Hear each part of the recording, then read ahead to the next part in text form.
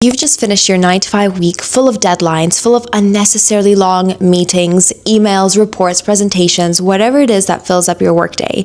And the last thing that you need right now is a wasted weekend. And by wasted, I mean procrastinating for 4 hours, minimal movement, staying indoors all day, barely eating. This weekend, we're shifting the focus back on ourselves, okay? We're gonna prioritize our hobbies, our needs, our ambitions outside of our 9 to 5. And because weekends are so limited, we have to make them count, you guys. So I've created a budget-friendly weekend guide where we can embrace our soft girl and romanticize these 2 very precious days where we can energetically, physically, mentally reconnect with ourselves. So before we start, I want you to pick an overarching theme for your weekend. And this theme is essentially there to help us prioritize the things, the tasks that we want to get done in those 2 days. Because let's be real, our to-do lists are probably infinite. There's so much to do all the time. But when you have a theme, it helps us align our tasks with that theme. Maybe you're feeling overwhelmed and need a decluttering weekend. Maybe you're craving connection and need a social recharge weekend. Maybe you've been neglecting yourself and need a full girly pamper weekend. Whatever it feels like you've been missing lately, make that your theme. And then under that theme, write a soft to-do list. So a mix of things that you have to do, the non-negotiables, but also the fun things that you're looking forward to. The goal is not to stress over things and complete absolutely everything on your list. It's more so to give you direction and to avoid time being wasted on doom scrolling on TikTok or an excessively long lie-in. Also, everything in this weekend reset is affordable and realistic because a soft girl weekend should be accessible to everyone, and it's more about your internal space than your material surroundings. So for this video, I'm giving each weekend day its own theme. So my Saturday is my soft reset. It's organization, light productivity, and Sunday is more of a self-care, creativity, reflection kind of day. So this is how I'll be separating my 2 weekend days theme-wise, and all the activities will be aligning to those overarching themes. So Saturday morning is all about setting the tone for the weekend. So number 1, we're gonna be filling our mornings with caring routines. First thing I'll be changing is the social media morning scroll, and I'll be replacing that with a morning mood board. I know a lot of people recommend grabbing a book in the morning, but if I were to pick up a book first thing in the morning, I will go right back to sleep. A mood board, on the other hand, it wakes up my creativity without overwhelming me. It reminds me of the goals that I'm working towards. It wakes up that spark and that ambition that you have of the things that you're looking forward to do, whether that's traveling, whether that's a side hustle, whether that's some kind of business or fashion. It's a gentle reminder of the person that you're trying to become, that you're working towards, and it's just such a lovely way to start your morning and just refocus on the things that you have to do today to become that person. And after that, move on to a calm skincare routine, gentle movements, touch your skin with care, face wash, a cooling eye mask, and of course SPF for this time of year. And finally, before breakfast, I really recommend kefir, which is a gut health drink. It's basically a liquid version of yogurt. Number 2, prioritize your exercise in the mornings. One of the easiest ways to improve your mood this weekend is by going outside in the morning. Make use of the sunlight if the weather allows for it, of course, but try and get as much vitamin D as possible because we are so deprived of this for the whole year other than the summer, at least in the UK. There's something about going outside and moving your body before checking notifications, before checking social media that is and feels so grounding. And if you have a desk job, consider doing some strength training too. So after your morning walk, after your coffee, go to the gym, pick up a few weights, do some arm workouts, some shoulder exercises, some upper back ones to strengthen those muscles that you don't use during your 9 to 5, especially if you work at a desk. Number 3, reset your space. We're talking spiritual, mental, physical, but before you start, I would highly recommend creating a healing playlist. I've got one and I absolutely love it, and I play it all the time for some calm, slow, feminine, romantic vibe, and Suki Waterhouse is a lead on that. And you know what kind of playlist I mean. You know, the one that you'd play during an everything shower, while you're journaling, while you're cleaning and tidying, and when you're basically trying to feel like the main character. If you already have one of those, definitely share it with me in the comments because I'm always looking for new music recommendations. Okay, so then when it comes to resetting your physical space, without us getting too overwhelmed by this, because not every weekend is a full house cleaning or full flat cleaning weekend, okay? Therefore, I would recommend choosing one particular space that you want to clean deeply. You know, it can be your storage space, it can be the bathroom or the kitchen. You know, one space that has been irritating you throughout the week because of how messy it's become, because of how many times you come across it. So decluttering not your entire home, but one space that will make a difference to you. You're gonna be surprised how much lighter you feel afterwards, especially if you're someone like me who's overly sensitive to the environment that you're in. So the space that will make the biggest difference. Focus on that for this weekend. And while we're decluttering, don't forget music, a podcast, a film to keep us company. Honestly, sometimes I purposely look for a reason to clean because it gives me an excuse to watch something. And let's not forget our digital space, because that's probably, in this day and age, the space that takes up most of our focus, most of our time. So if anything, this is probably the biggest one that needs that declutter, whether that's your camera roll deleting old screenshots that you'll never use, your notes app, last year's grocery list that you still haven't deleted, or clearing out your saves on your social media accounts and unfollowing accounts that no longer serve you or inspire you. Then we tackle our non-negotiable chores that we have to anyways do every single weekend, but these are the musts. These are the essentials. This is our laundry, our ironing, essentially everything that will make our Sunday a lot easier. But I personally hate the idea of my last day being occupied with chore work. Unless I have day commitments on Saturday, I always try to prioritize the essential chores on that day. Number 4, a little bit of light structure for productivity. The main thing is that we're keeping productivity soft today, okay? No hustle culture. Just a bit of admin to keep up with things, your health, your checkups, your regular appointments. Check what's coming up or plan who you need to see and get it in the diary. Dentist, hygienist, eye test, hair, nails, whatever needs booking.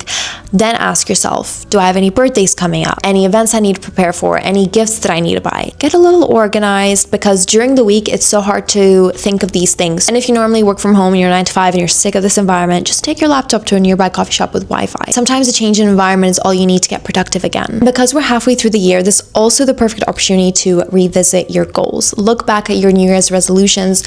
Have you accomplished any? Adjust any that aren't serving you anymore. Celebrate what's going well and remind yourself why those goals mattered in the first place. For me, I had 3 main New Year's resolutions, and I realized that 3 is the perfect number. If you have any more, you're likely not to get those things done. You're likely to forget them. So always try to stick to a smaller, more realistic number that won't overwhelm you and that you'll realistically be able to achieve. And those 3 things are your absolute priorities for the year. Number 5 is to find a new recipe to cook for your Saturday dinner. Find a recipe that you've never made before, nothing too complicated, but just something new, something different. Cooking can be such a chore throughout the week, whether you're preparing your packed lunches for the office or you're cooking between meetings to enjoy your lunch break fully. It's really easy to start resenting it or doing it quickly to get out the way and not enjoying that process because you're tired, you're stressed, you're trying to save money. But cooking can also be a lovely, relaxing, creative, and enjoyable experience, especially when you're not rushing to get other things done at the same time. I think it's important to revisit those activities that you start resenting throughout the week, but you can genuinely enjoy on your weekends. Invite a friend round or cook with your partner, or if you're by yourself, then play a podcast or a YouTube video or a show. The goal isn't to make a perfect dish or to just feed yourself, right? It's to explore new flavors and to try a dish from a new culture and to feel fulfilled at the end of it. Bonus is to keep a little recipe diary of the recipes that you followed and really enjoyed, and a way to scrapbookify it and personalize it is to take little Polaroid photos of the end results of your meals and to just stick them onto the page or like pin them on. I think that's super cute. Number 6, a social charge. Make some time for quality catch-ups with the people that you crave to see or the people that you haven't seen in a long time. If your theme this weekend involves connections, then this is your moment. Make some time for the people that you genuinely want to see, not because you feel obligated to, but because you miss them. Some of my favorite low-pressure ideas are dinner and drinks, mini golf, ping pong, darts, a board game cafe,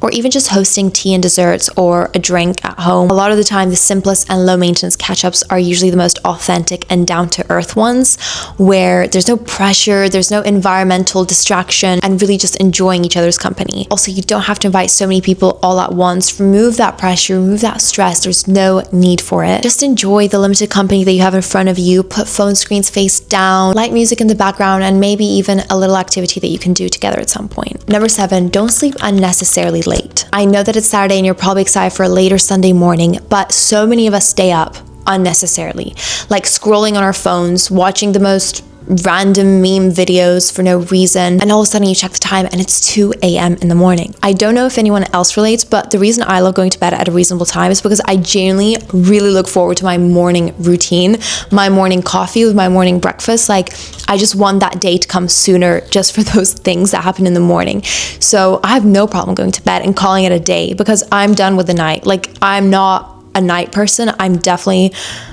I'm not a morning person either, but I enjoy the morning routine so much that I'm willing to go to bed just to have it come sooner. Actually, a small trick that's helped me stop losing track of time in the night and doing meaningless things is to just take 2 minutes of your time to look through your Sunday to-do list or to reflect on the things that you have to do the next day, tomorrow. And it immediately puts you into a, okay, let's get to sleep kind of mindset, because I need energy for tomorrow to get these things done. And it's not stressful things necessarily, but it's things that still require your energy, whether that's a morning Pilates class or a morning exercise or even getting ready for something. You know you need a good night of sleep, and that's just an instant reminder to put your phone down, unwind, read a book, and eventually try get as much sleep as possible. Remember that you're not ending your day early, because I think a lot of people feel like it's wasteful to sleep at a reasonable time on the weekend. It's generally that you're protecting your energy for tomorrow, and good sleep the night before makes everything feel easier the next day. Right, Sunday.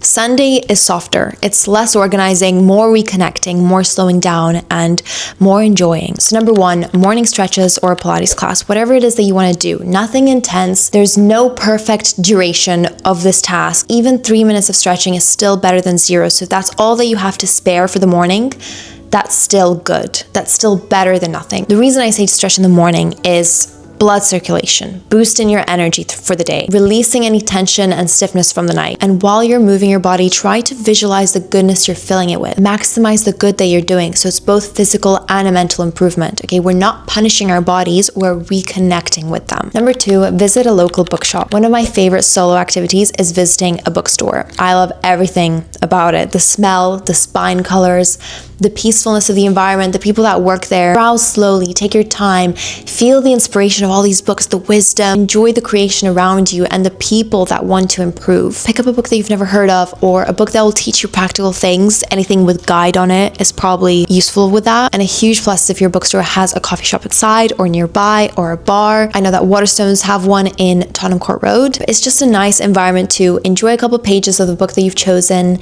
and spend a little time with yourself in a environment that's different to your house. There's just something so romantic and poetic about being surrounded by books full of wisdom, experience, and inspiration. Number 3, write a letter to your future self. This is one of my favorite activities, especially if I don't have anything specific that I want to write about in a journal to reflect on. This doesn't even have to be something to your 5-year down the line self. It could be something for you to open in December, in 6 months' time, whether that's a little note, whether that's about the things that you've achieved, whether that's about the dreams that you're having that you're hoping to have achieved by that point, or a little motivational letter to your future self. Let's normalize leaving these pleasant footprints and gifts for ourselves more often. It's always so interesting to look back on your younger self, your past self, and see how much change has happened in that time.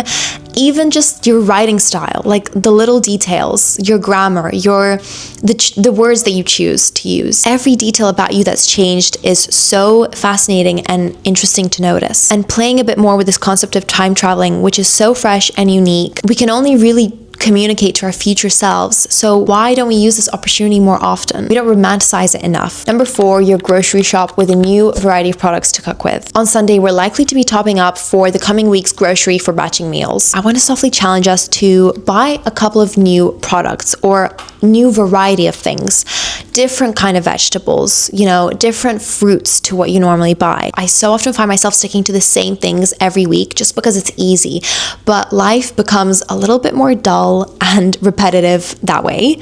So a little change in your grocery list from time to time might just spice things up a little bit more in your life. Number 5, finally end the weekend with an everything shower. Hair mask, body scrub, moisturizer, fresh pajamas, ideally clean sheets if you have extra energy. Entering Monday squeaky clean is just a whole feeling that I can't even communicate, to be honest. You'll have to do it to see it. Treat this little last bit that you do as a calm closing chapter of your soft girl weekend. But entering the new week feeling refreshed, revived, inspired, motivated, back on track, focused again. At the end of the day, a soft girl weekend is not about aesthetics. It's not about buying expensive things. It's not about trying to create a Pinterest life.